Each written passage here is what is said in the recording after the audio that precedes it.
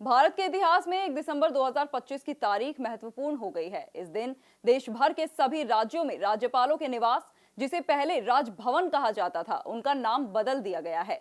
अब इन्हें लोक भवन के नाम से जाना जाएगा। इस बदलाव के संकेत तभी मिलने लगे थे जब पिछले महीने प्रधानमंत्री मोदी ने अगले 10 सालों में मैकाले की सोच और अंग्रेजी शासन की पहचान से छुटकारा पाने की बात कही थी। हाल ही में प्रधानमंत्री नरेंद्र मोदी ने देश से अपील की थी कि अगले 10 साल में हमें मैकाले की मानसिकता और अंग्रेजी राज के प्रतीकों से छुटकारा पाना होगा। ऐसा लगता है कि सरकार ने इस पर काम शुरू कर दिया है। इसी कड़ी में राज्यों के राज्यपालों के सरकारी निवास और कार्यालय, जिसे राजभवन कहा जाता था, उसका नाम बदलकर अब लोक भवन कर दिया गया है। राम भवन नाम ब्रिटिश शासन की पहचान माना जाता था, जबकि लोक भवन नाम ये दिखाता है कि सत्ता जनता की सेवा के लिए है, ना कि सुख भोगने के लिए।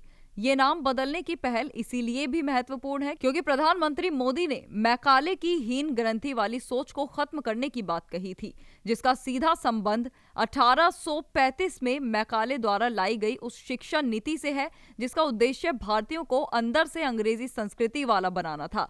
मोदी सरकार के 11 साल के कार्यकाल में ऐसे कई नाम बदले गए हैं। उदाहरण के लिए राजपथ का नाम बदलकर कर्तव्य पथ किया गया और रेस कोर्स रोड को लोक कल्याण मार्ग कर दिया गया। ये सभी बदलाव यही संदेश देते हैं कि सरकार और प्रशासन का काम सेवा करना और जनता के कल्याण को प्राथमिकता देना है, ना कि सत्ता का प्रदर्शन करना। प्रधानमंत्री कार्यालय पीएमओ वाले परिसर को भी सेवा तीर्थ और सबसे बड़े प्रशासनिक केंद्र सेंट्रल सचिवालय को कर्तव्य भवन नाम दिया गया है, जो इसी सोच को मजबूत करते हैं।